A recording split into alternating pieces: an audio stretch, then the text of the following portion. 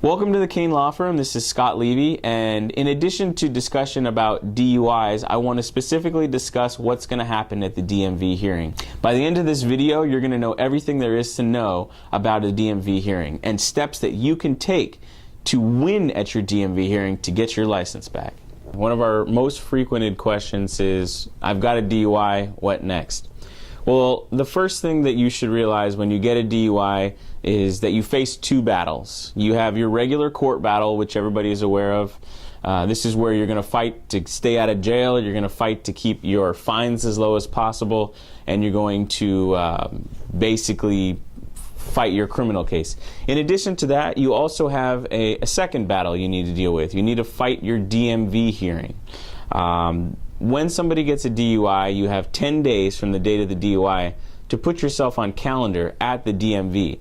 If you don't do that, they're going to pull your license. They don't really tell you, the officers don't tell you, the jail doesn't tell you, the court won't inform you, the DMV won't inform you, but it's on your temporary license, which they give you when you leave the jail, and on that, on the front page, on the second paragraph, it says you have 10 days to put yourself on calendar.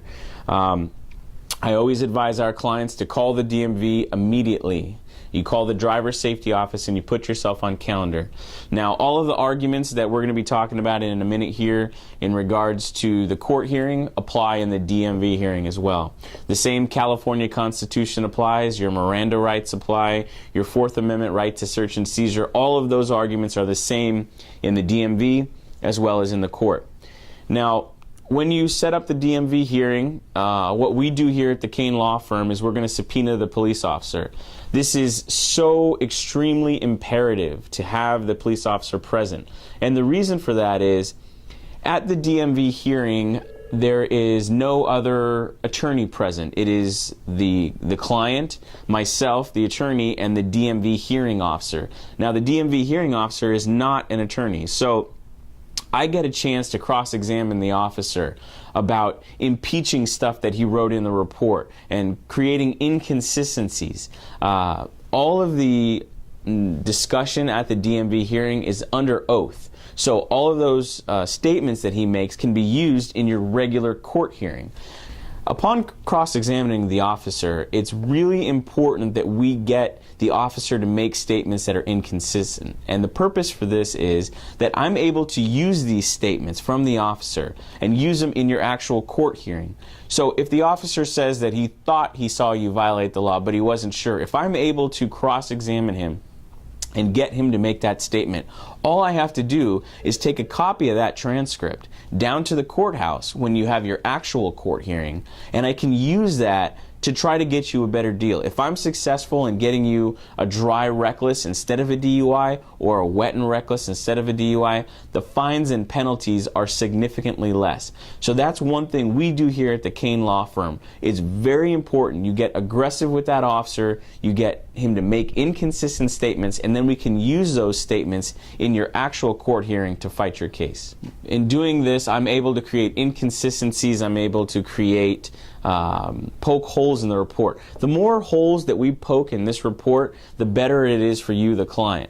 Now, the first thing we start with here at the DMV hearing is probable cause. If we can establish there's no probable cause, if we can show that the officer pulled you over and he didn't have reason, good faith reason to do so, it doesn't matter what you have in your car. It doesn't matter if you have a BAC, a blood alcohol content of 0.55. It doesn't matter if you have a dead body in the back of your car. It doesn't matter if you have a bag of crack in your car. If the initial stop is invalid, if we can show that the probable cause was not there, the entire case would get dismissed. We would file a motion to suppress, or we would ask the hearing officer to dismiss the case based on lack of probable cause.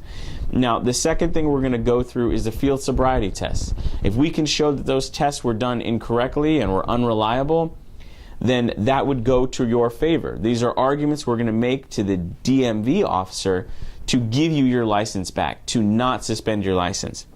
The third step we go through is attacking the breathalyzer or the blood test. On the breathalyzer, under the California Code of Regulations, Title 17, an officer must observe your mouth. He must observe your face for 15 minutes prior to blowing in a breathalyzer.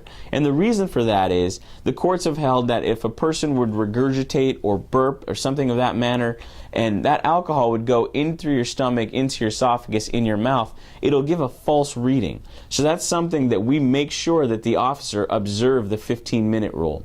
If they didn't, we can ask the hearing officer to dismiss those breath tests if they're unreliable. The next thing we would attack is there a rising blood alcohol issue? The rising blood alcohol issue is when an officer, when a person drinks alcohol and then immediately after drinking alcohol they jump in the car. Well, when they're driving, they're not intoxicated yet. That alcohol has not had a chance to metabolize and get in their system. However, if they take your breath an hour later or they take your blood an hour later, absolutely. It's going to show you're a 0.11 or a 0.12. But the important thing is, it's not illegal to be a 0.11 while sitting in a jail. It's illegal to be a 0.11 while driving. So the argument is called rising blood alcohol. And if we can show that you were a 0.05 when you're driving, but an hour later you're a 0.11, then you could win your DMV hearing. You can get a full reinstatement of your license. Now, it's really important to take aggressive steps in these DMV hearings. You have to subpoena the officer. You have to get a copy of the breathalyzer results. Under the California discovery rules, you're entitled to all the police reports and all the things that the officer wrote in those police reports. Under that, it's important you go over those with an attorney. Here at the Caine Law Firm, what we do is we will give you the reports to go over for the facts, because we don't know what happened. You're the only one who's going to be able to tell us about this is an inconsistent statement. This statement that the officer said that I said, it's inaccurate. You're the only one who's going to be able to help us with the facts. Now, meanwhile, while you're reviewing the police reports for the facts, we're going to be reviewing them for the law. Did they read you your Miranda rights? Did they violate your Miranda rights? Did they violate your Sixth Amendment right to counsel? Were your the Fourth Amendment, was that violated? Did they search your car without your permission and without probable cause? If we can show any of these things, then there's a chance that you could get your license back and beat that DMV hearing. The most frequent question in regards to the DMV hearing is, what happens if I win? What happens if I lose? Well, we're going to discuss that. If you're successful in the DMV hearing, if the Caine Law Firm is successful in beating your case at the DMV, what's going to happen is you're going to get a full reinstatement of your license. The court, you go down to the DMV and you apply for a new driver's license, and they'll send you one in the mail, and then that part of your case is done. Well, what happens if we lose? What's next? Well, if you lose your DMV hearing, and there's no assertions on the police officer that you refuse to blow in the breathalyzer or refuse to give a blood test. If you lose, then there's a 30-day mandatory suspension. It's mandated through the state of California. There's no way around it.